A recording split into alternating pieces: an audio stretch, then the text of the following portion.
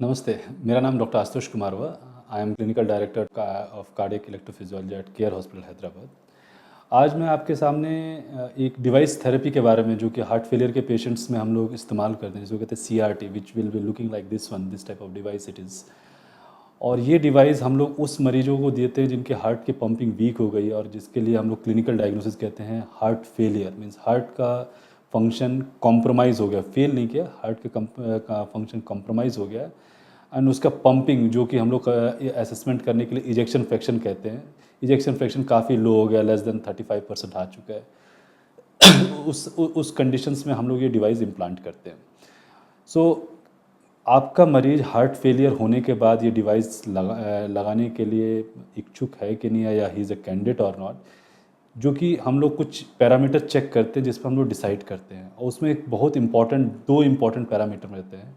पहला होता है पेशेंट का इजेक्शन फ्रैक्शन, मीन्स पंपिंग कितना है। तो यूजुअली अगर हार्ट का पंपिंग लेस देन 35% है, येस यू आर कैंडिडेट।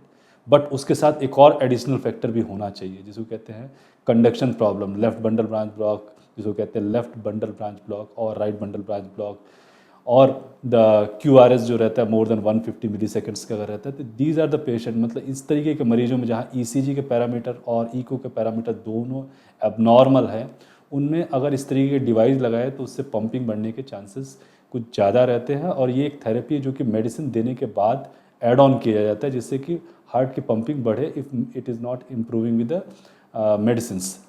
और ये लगाने का प्रोसीजर ऑलमोस्ट पेसमेकर जैसा ही रहता है, मिनिमली इन्वेजिव, मतलब हम लोग लोकल एनेस्थीसिया में इसको स्किन के अंदर में, मीन्स कॉलर बोन है उसके नीचे में एक पॉकेट बनाते हैं स्किन के अंदर में, उसको इम्प्लांट करते हैं। जैसे खून की नलियाँ रहती है, उसी नलियों के थ्रू 3 वायर्स को हम लोग ले के जाते हैं और हार्ट के अंदर में उसको 3 पोजीशन में डालते हैं और इलेक्ट्रिकल सर्किट को हम लोग नॉर्मलाइज करते हैं बाय दिस पेसमेकर।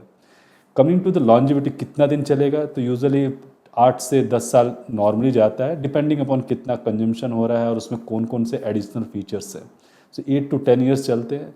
इवेलुएशन, आपको हमेशा हॉस्पिटल आना है कि आप घर से कर सकते हैं? Yes, most of the time पहले 2 महीने हम लोग पेशेंट को बोलते हैं कि हॉस्पिटल आए और उसका प्रॉपर इवेलुएशन, वुंड साइट को प्रॉपर देखना रहता है। लेकिन उसके बाद अगर आप चाहते हैं घर से भी इवेलुएशन, तो home monitoring to Bluetooth enabled devices रहते हैं, जहाँ जिसमें आप पेसमेकर का इन्फॉर्मेशन डायरेक्टली ब्लूटूथ से अपने डॉक्टर और डॉक्टर की टीम को भेज सकते हैं। Coming to do and don'ts, क्या करना है क्या नहीं करना है, तो पेसमेकर जैसे लगाने के बाद हम लोग बोलते हैं कि हाई मैग्नेटिक फील्ड वाले एरिया या जहाँ भी मेटल डिटेक्टर है उसको अवॉइड करना है। और जो आर्म का मोशन है, जो हाथ का जो मोशन है, उसको शोल्डर से अबव नहीं लेकर जाना है, उसको जितना हो सके अवॉइड करें, क्योंकि जो हार्ट की तारें रहती हैं जो हम लोग डालते हैं वो 2 बोन्स के बीच में जाती हैं। सो ज़्यादा मूवमेंट करने पर उसमें प्रॉब्लम आ सकता है।